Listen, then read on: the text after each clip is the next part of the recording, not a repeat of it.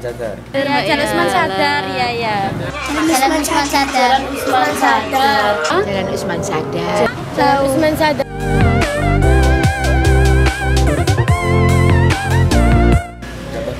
Nggak tahu. Atau tokoh atau apapun? Ada yang tahu Usman Sadar? Nggak tahu. Oh, nggak ada yang tahu. Nggak tahu. Nggak tahu. Nggak tahu. Nggak tahu. Kurang tahu. Oh. Nggak tahu.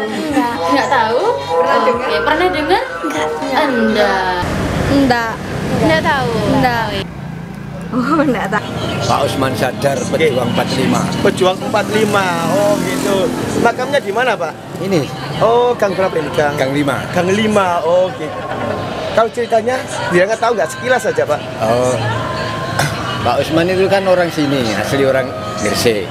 Nah, terus meninggalnya di situ, Di depan situ. depan situ.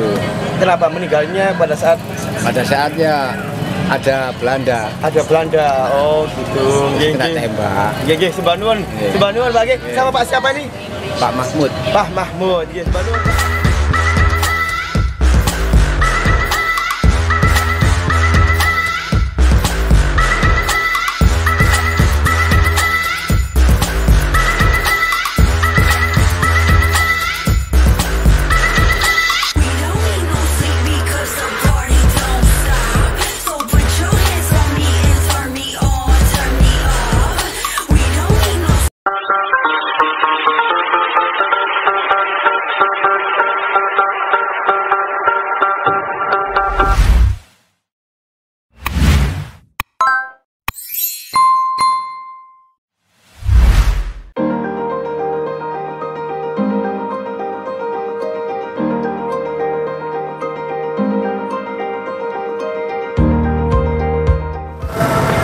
Nah, oke, kali ini saya sedang berada di sebuah jalan yang tidak asing lagi di kota Gresik, yaitu Jalan Usman Sadar. Di Jalan Usman Sadar ini sangat penuh sejarah dan banyak peristiwa saat perebut kemerdekaan. Salah satunya ada tokoh yang bernama Usman Sadar. Siapakah Usman Sadar? Yuk kita simak ke makam atau kita jelajah tentang pahlawan Usman Sadar. Ikuti kami.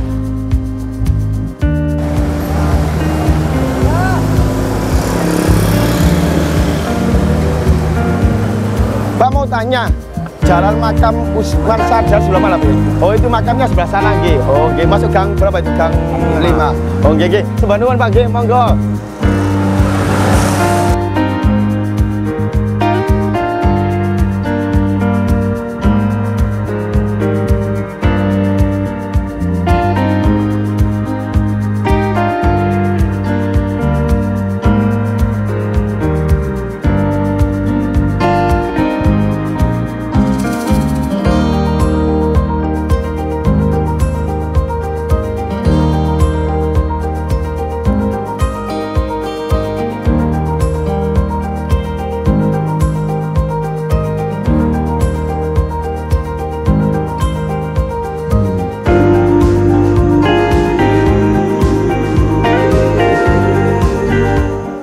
Alhamdulillahirrahmanirrahim, kita sudah sampai di makam Usman Sadar, yaitu pejuang revolusi 1945.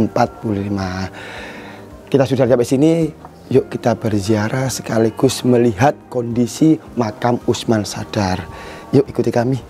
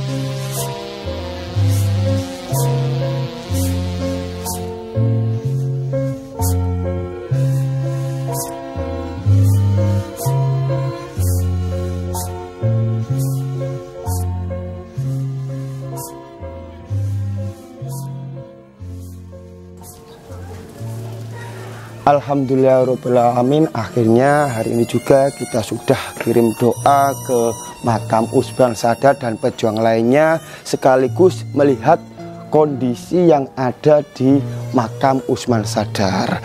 Nah, ingin tahu lebih lanjut tentang Usman Sadar itu siapa, kemudian peranannya apa saja, yuk setelah ini bersama-sama menuju ke sejarawan asal kota Gresik. Mau tahu siapa dan mau tahu kejelasan tentang Usman Sadar, yuk tetap pantau di MU Official.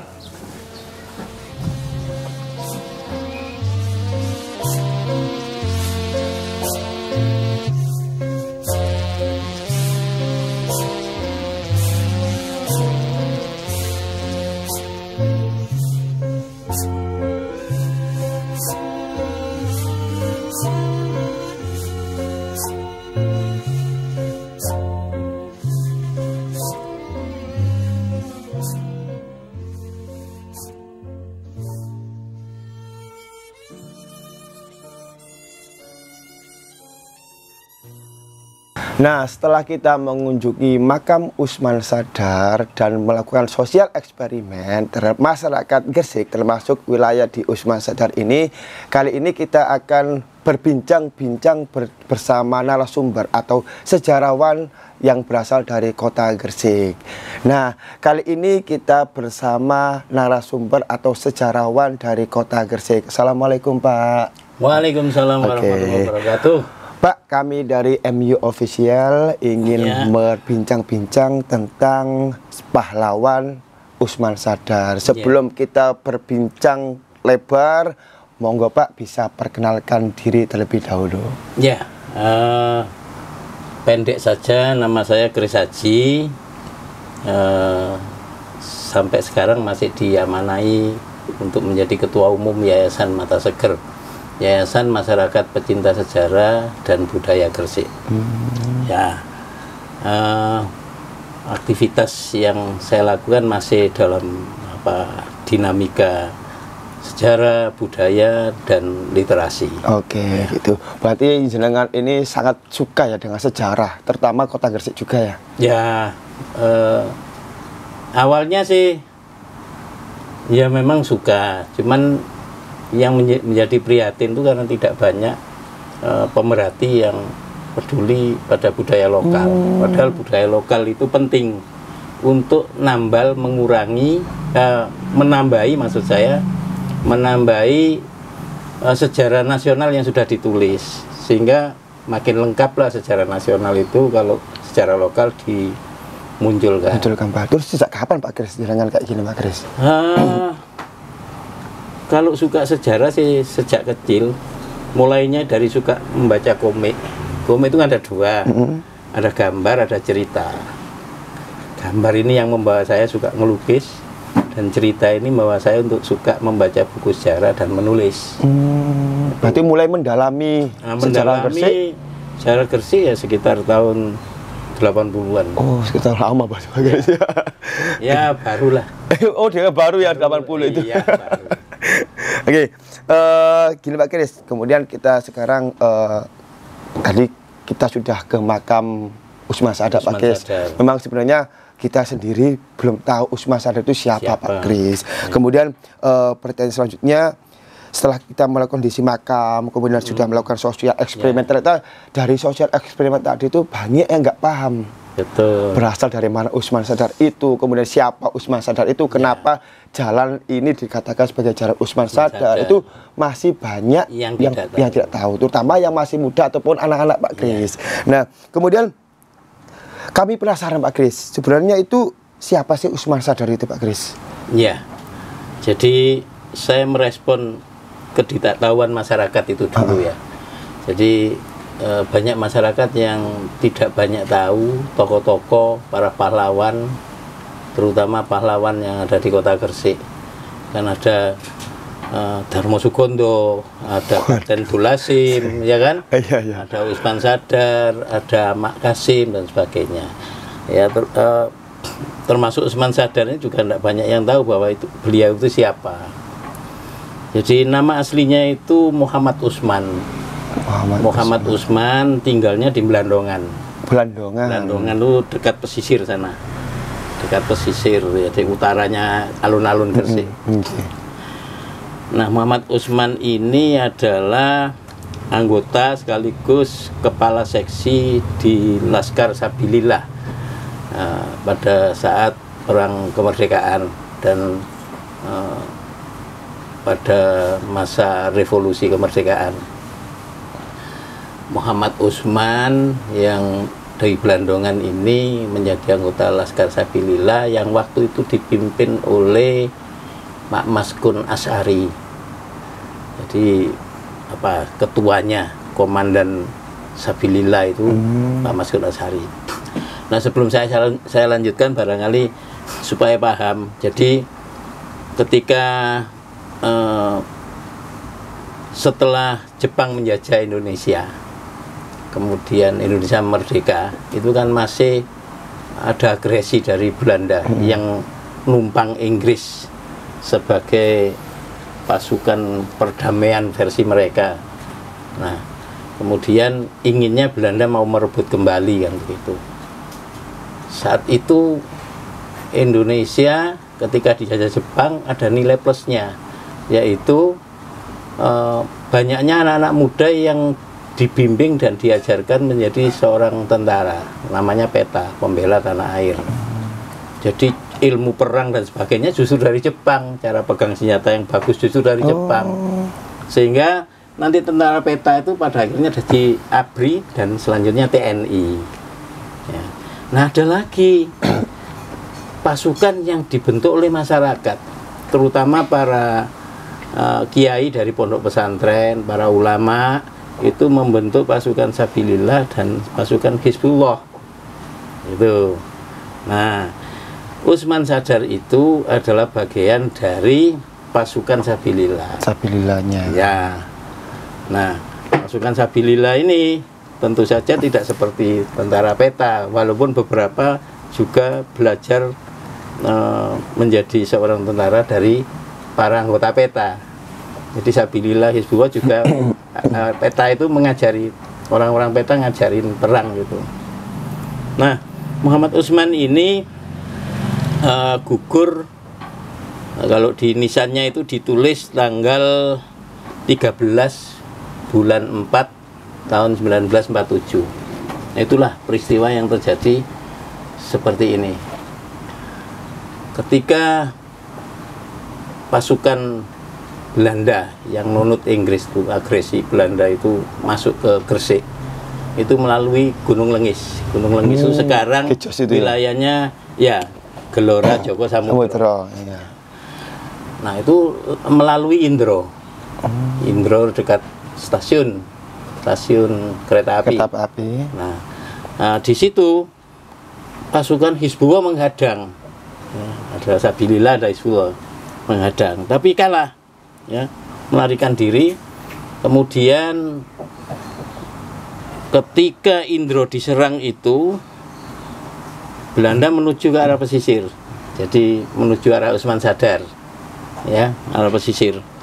Nah, di perjalanan itu dipukul mundur oleh pasukan Kompi 1 dari PETA, dari TKR, ya, dari Kapten Suyoto. Jadi kelompoknya Kapten Suyoto itu bisa memukul mundur. Nah, sebagian juga di sayap tengah itu pada saat perang, sayap tengah itu pasukan Belanda dihadang juga oleh Kompi 4 yang dipimpin oleh Kapten Markahim.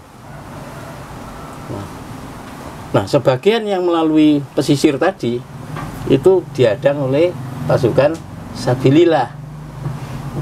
Pasukan Sabilillah. Nah, kepala seksi pasukan Sabilillah adalah Muhammad Usman. Kepala seksinya. Nah, ketika itu ada kisah menurut informasi yang pernah ditulis oleh Pak Maskun Asy'ari. Jadi Pak Maskun Asy'ari itu sebelum meninggal itu bikin sebuah diary, ya, memori tentang peristiwa peperangan waktu itu. Nah, sama anaknya, dan dulu kan masih ketik tangan ya, diubah menjadi sebuah file sehingga bisa dibaca oleh banyak orang. Itu bercerita bercerita bahwa Muhammad Usman ketika menghadang di Jalan Karangturi yang sekarang menjadi Jalan Usman Sadar. Jadi di Usman Sadar itu ada 2 desa ya, Karangturi dan Sukorame. Oh iya. Nah, di Karangturi itu yang di jalan dekat jalan turunan itu, orang sini nyebut Drojokan. Drojokan. Ya, jalan yang menurun itu dia menaiki tank itu, pasukan Belanda yang ada yang jalan, ada yang naik motor jeep, ada naik tank. Nah, tank itu dinaiki. Nah, ketika naik kemudian pakai hand granat, belum sampai dimasukkan ke lubang tank itu, tadi dia ditembak oleh Belanda. Itu versinya Pak Maskun. Ada versi baru lagi.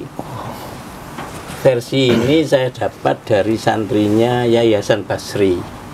Yayasan Basri itu seorang kiai yang ada di Trate. Dulu juga temannya Usman. Jadi pasukan Sabilillah. Satu lagi namanya Pak Marhan. Pak Marhan itu orang tuanya yang cerita ke saya peristiwa meninggalnya Usman Sadar. Jadi begini kalau versinya Yayasan Basri. Muhammad Usman itu naik tank tapi salah naik. Naiknya itu dari depan. Dari moncongnya. Nah, begitu dari moncongnya, begitu naik ke atas begini, meriam itu diledakkan sama Belanda, sehingga tubuhnya hancur. Tubuhnya hancur. Nah, pada kondisi hancur itu, kalau sudah ada ledakan seperti itu, akhirnya kan semua siaga. Pasukan Sabilillah siaga, pasukan Belanda juga siaga. Nah, siaga itu berarti tidak bergerak, berada di tempat-tempat yang tersembunyi di kiri kanan jalan. Nah, saat itulah masyarakat sekitar yang sekarang disebut Makam Dalem atau Karangpoh Kulon, ya, Makam Dalem. Disebut Makam Dalem karena ada makamnya Sinujoyo. Jadi setiap makam tokoh besar itu bisa dalem, dalem gitu ya. Oh, gitu. Ya. Disembunyikan sama masyarakat situ, kemudian pada akhirnya dimakamkan di kampung itu juga. Dan kampung itu tidak seperti yang sekarang, masih berbukit-bukit. Kan bukit itu. Dulu ya, nanjak ke atas ya, berbukit-bukit. Jadi di atas bukit itulah dia dimakamkan di situ, supaya kalau ketahuan Belanda tidak diambil. Kalau ketahuan Belanda dihancurkan itu, untuk melemahkan mental para pejuang. Biasanya kalau ada yang meninggal, dipotong lehernya, pokoknya dibuat iming-iming begitu. Nah, iming-iming artinya iming-iming kilo bolomu tak pateni. Nah, ojo macam-macam ambek aku londo, misalnya seperti gitu. Itu. Itu sehingga dimakamkanlah Muhammad Usman di situ, wafat tanggal 13 April 1947. Berarti Usman Sadar itu pejuang revolusi kemerdekaan ya, juga ya, dari versi Sabilillah. Versi Sabilillah atau apa tadi? Sabilillah dari Usman Sadar itu ya. Pasukan Sabilillah. Jadi Usman Sadar itu dari versi Sabilillahnya ya, versi Sabilillah. Kemudian banyak sejarah juga dari 2 versi tadi. Ada yang berasal ditembak dari moncongnya. Hampir mirip. Meninggalnya di tank tadi ya. Cuma gitu. Yang lain mungkin melihatnya dari sisi mana itu ditembak. Saya yakin juga ditembak, tapi juga ada ledakan. Wow. Dari jauh ketika ada pasukan itu mau naik tank, nah Belanda yang belakang yang siaga langsung menembak. Oh iya. Nah, pada saat menembak mungkin bersamaan meriam dari tank itu diledakkan sehingga tubuhnya hancur. Oh gitu. Nah, itu tadi untuk siapa Usman Sadar, kemudian meninggal sejarahnya seperti apa, mungkin sudah jelas dijelaskan Pak Kris. Nah, kemudian Pak Kris, Usman Sadar itu kan termasuk seorang pahlawan kemerdekaan, salah satunya juga. Mengapa Usman Sadar itu tidak dimakamkan di makam pahlawan yang ada di Kota Gresik, Pak Kris? Ya, jadi Usman Sadar meninggal tahun 1947 dan ada 2 cara untuk memperlakukan pahlawan ketika meninggal di satu tempat. Yang pertama dimakamkan di mana dia meninggal, terdekat. Yang kedua dimakamkan di makam pahlawan pada kondisi damai. kemungkinan karena mungkin agresi itu keras sehingga tidak ada kesempatan untuk dimakamkan di makam pahlawan, ya bisa jadi dimakamkan di tempat. Atau untuk mengenang dan memperingati suatu peristiwa supaya menjadi monumen sekaligus, maka secara in situ, ya, secara di tempat itulah, pahlawan yang menjadi mortir tadi dimakamkan. Oh, jadi di situ langsung itu ya. Sehingga sekarang ini Jalan Karangturi diubah menjadi Jalan Usman Sadar. Nah, kenapa kok Muhammad Usman jadi Usman Sadar? Ya, beberapa tafsir menyebutkan bahwa karena kesadaran Muhammad Usman untuk menghentikan pasukan Belanda supaya tidak merangsek lebih dalam ke kota, dengan kesadaran sendiri bahwa dia bisa hidup dan bisa juga mati. Ya, kalau mati mesti mati syahid fisabilillah, sehingga dengan sadar dia mengorbankan dirinya dalam perang yang dianggap beliau jihad fisabilillah. Oh gitu. Sehingga disebut Usman Sadar. Oh gitu, awalnya mulainya gitu, Usman Sadar ya. Sendiri Muhammad Usman. Kemudian Pak Kris, makam Usman Sadar ini kan berada di tengah-tengah perkampungan masyarakat, ya. Pak Kris ya. Kemudian untuk perawatannya sendiri atau untuk apa namanya ya, ya termasuk perawatan dan lain-lain itu, ya. Apakah dari swasembada dari masyarakat sendiri atau dari pemerintah? Ya.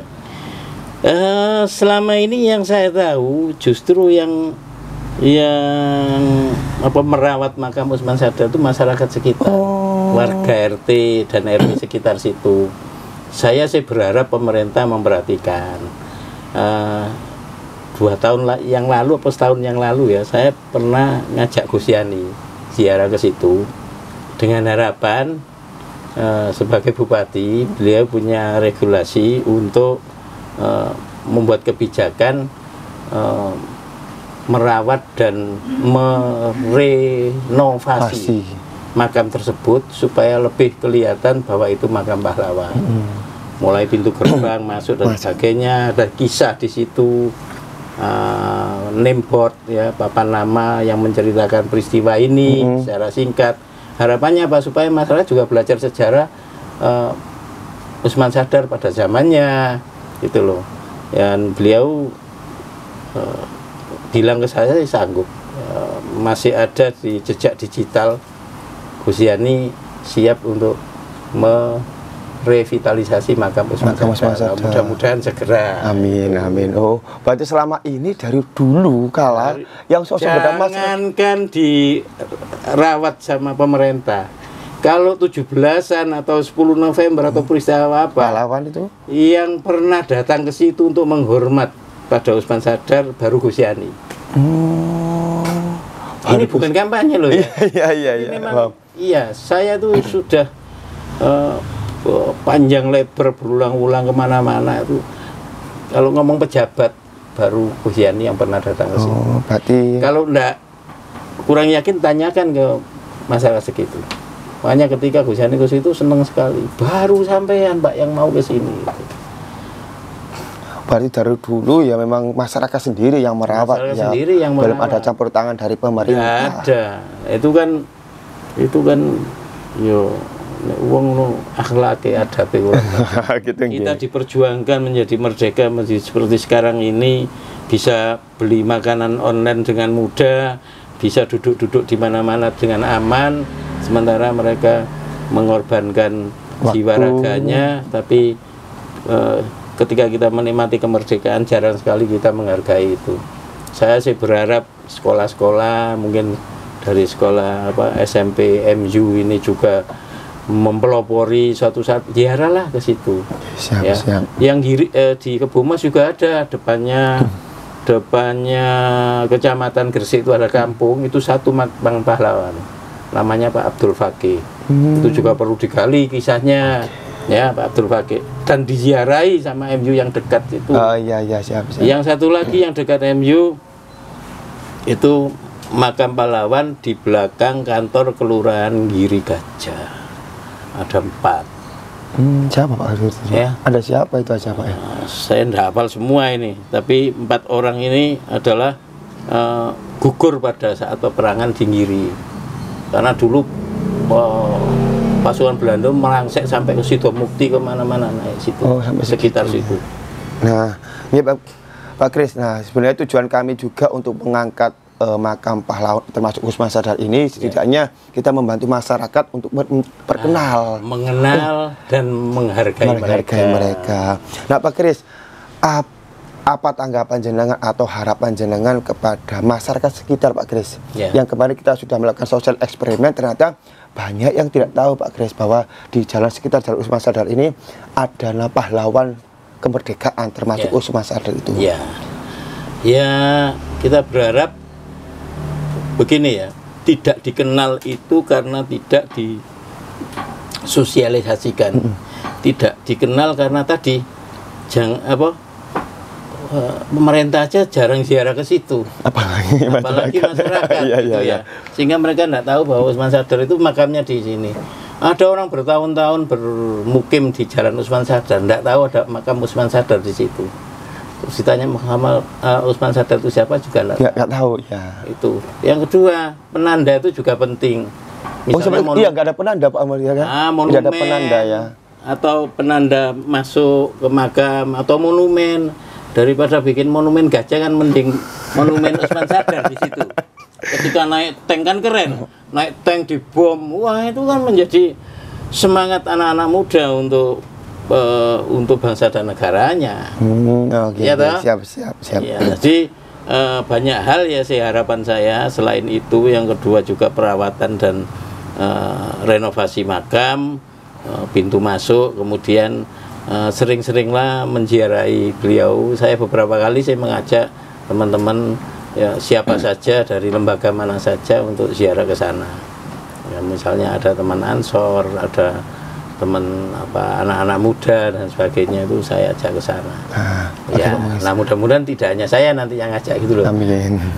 Iya Pak Kris, jadi kan untuk masyarakat luas ya, termasuk untuk masyarakat Usman Sadar sekitar. Nah, pesan jenengan untuk siswa terutama siswa SMP Islam Manbaul Ulum yang sedang melihat podcast ini, gimana Pak Kris pesannya Pak Kris? Jadi saya berharap para siswa di SMP Manbaul Ulum atau biasa disebut SMP MU. Tak pikir bal-balan ya. Saya berharap betul kalian bisa sekolah seperti ini, kalian bisa belajar seperti ini, kalian bisa diajari oleh guru-guru yang keren, punya teman-teman yang hebat. Itu karena kita dihadiahi oleh pahlawan kita sebuah kemerdekaan. Andai kan kita tidak merdeka sekarang, masih dijajah Belanda, ya coba tanya orang tua kita, nenek-nenek kita dulu masih pakai sarung dari karung, masih makan ubi-ubian, nasi tidak ditemukan, tidak susah didapatkan, ya banyak orang kelaparan, sekolah tidak difasilitasi, bahkan anak pribumi tidak boleh sekolah. Nah, andai kan kembali seperti itu kan mengerikan. Nah, mumpung dalam kondisi kita dihadiahi kemerdekaan oleh para pahlawan kita yang mengorbankan jiwa raganya, belajar yang baik, ya, hargai mereka, doakan mereka setiap selesai sholat, ya, semua para syuhada di Indonesia kita doakan bersama, mudah-mudahan diampuni Allah SWT dan diterima amal ibadahnya. Itu lebih penting dan itu adalah bagian akhlak kita untuk menghargai orang yang memberi kemerdekaan pada kita semua. Iya, siap. Nah, terima kasih Pak Kris atas waktunya untuk menjelaskan Usman Sadar. Setidaknya informasi ini semoga bermanfaat untuk masyarakat sekitar dan untuk siswa SMP Islam Manbaul Ulum Pak Kris. Nah, itu anak tadi adalah penjelasan tentang siapa pejuang kemerdekaan Usman Sadar itu. Semoga apa yang sudah kita bicarakan ini bermanfaat buat kalian, bermanfaat bagi penonton semua dan sahabat MU Official. Terima kasih, sampai jumpa di lain waktu. Mungkin kita bertemu dengan pahlawan-pahlawan lain yang ada di Kabupaten Gresik. Terima kasih. Wassalamualaikum warahmatullahi wabarakatuh. Merdeka. Merdeka. Merdeka.